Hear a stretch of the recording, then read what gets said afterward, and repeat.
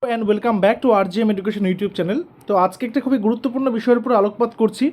এই একটা নোটিশ দেখতে পাচ্ছ, ডেট 14/5/2026, অর্থাৎ 14ই মে 2026। কোথা থেকে বেরিয়েছে? Government of West Bengal backward classes welfare department, administrative building, এটা ঠিকানাটা দিয়েছে তাদের। কোথা থেকে? From secretary to the government of West Bengal to the district magistrate. প্রত্যেকটা ডিস্ট্রিক্টের, পশ্চিমবঙ্গের প্রত্যেকটা ডিস্ট্রিক্টের ডিএম অফিসে এটা কিন্তু পাঠানো হয়েছে। সাবজেক্টটা আমরা যদি একবার দেখে নিই তাহলে বুঝতে পেরে যাব। Revalidation of caste certificates issued since 2011, including those issued during Duare Sarkar programme.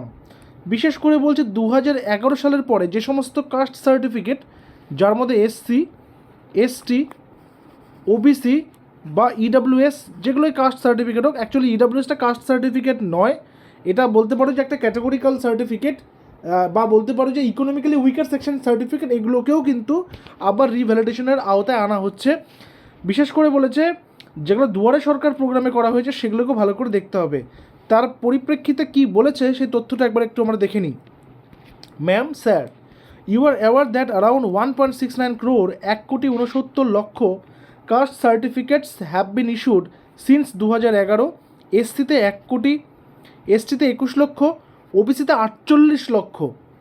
Of those around 47.80 লক্ষ, অর্থাৎ 47,80,000 কাস্ট সার্টিফিকেটস, যার মধ্যে এসসি 32,51,000, এসটি 6,65,000 এবং OBC 8,64,000 have been issued by the respective certificate issuing authorities against applications receiving through the Duare Sarkar camp in 10 phases within the stipulated time frame।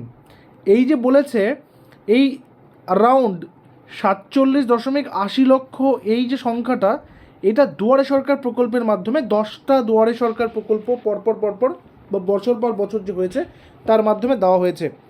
It is further stated that certain second generation caste certificates might also have been issued on the basis of such certificates during the period। অর্থাৎ second generation মানে কি? ধরে নাও আজকে কোনো একটা দুয়ারে সরকার প্রকল্পে কারো বাড়ির গার্জিয়ান তার নামে কাস্ট সার্টিফিকেট ইস্যু করলো, এবার তার হয়েছে, সে তার 2জন বা 3জন ছেলে মেয়ে রয়েছে, তাদের নামে কিন্তু পরের বার অ্যাপ্লাই করে ইস্যু করে নিতে পারছে। ঠিক আছে, তো সেই বিষয়টাকেও কিন্তু লক্ষ্য রাখা হবে। Now it has been observe that the authenticity and genuineness of some caste certificates issued since 2011 have been challenged by different quarters। এবং 2011 পরে যে সমস্ত সার্টিফিকেটসগুলো ইস্যু করা হয়েছে সেগুলো বিভিন্ন জায়গাতে চ্যালেঞ্জের মুখোমুখি হচ্ছে, বা সেগুলোর বৈধতা নিয়েও কিন্তু প্রশ্ন আসছে। Since issuance of caste certificates is a statutory function of issuing authority viz subdivisional offices and DWO Kolkata, requiring detailed scrutiny and verification prior to issuance of any certificate। এবার কী করতে বলেছে? তো সেই জন্য সেগুলোর কী হবে? ভেরিফিকেশন হবে প্রত্যেকটা সার্টিফিকেটের। এইবার বলেছে considering the importance and sensitivity of the matter as directed in the review meeting chaired by competent authority, re-verification of such caste certificates at the level of the respective issuing authorities will be done in accordance with the prevailing norms and statutory provisions। তো সেই জন্য কী করতে বলেছে? ওই যে সমস্ত গুরুত্ব বুঝে এবং এই ব্যাপারটা যে কতটা সেন্সিটিভ সেই বিষয়টা বুঝে কিন্তু রিভ্যালিডেশনের কাজটাকে করার কথা বলা হচ্ছে।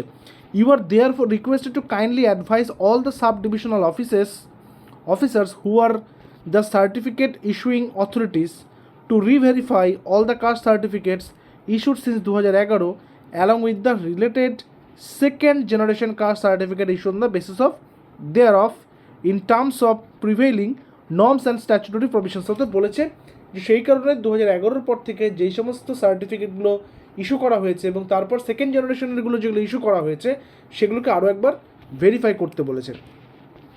Further, if it is found that any certificate has been issued improperly, appropriate action should be taken as per section 9 and 10 out of West Bengal Scheduled Caste and Scheduled Tribe Act 1994 and rule number 3 and 7 of the West Bengal Scheduled Caste and Scheduled Tribe rules 1995 accordingly। যদি এটা করতে গিয়ে কোনোরকম কোনো ইমপ্রপারলি বা কোনোরকম কোনো appropriate বা কোনোরকম কোনো সঠিকভাবে কাজটা না করা হয় তাহলে সেটাও কিন্তু একটা লকে ব্রেক করা হবে, সেক্ষেত্রেও কিন্তু অ্যাকশন নেওয়া যেতে পারে। মোর over, caste certificates issued to the persons and dependents whose name have been deleted from the electoral roll of the state in the recently conducted SIR exercises shall be examined and may be cancelled following the due process as per extant act and rules mentioned above. যদি দেখা গেল caste certificate issue করা পার্সনের কোন জিনিসটা depend করছে যে সে এসআইআরে যদি তার নাম বাদ চলে যায় বা এসআইআরে যদি নাম তার না থাকে, তাহলে কিন্তু পরবর্তীকালে তার সমস্ত বিষয়গুলো কিন্তু বাতিল হয়ে যাবে। Any laxity in this regard will be viewed accordingly and personal liability of the issuing authority shall be fixed.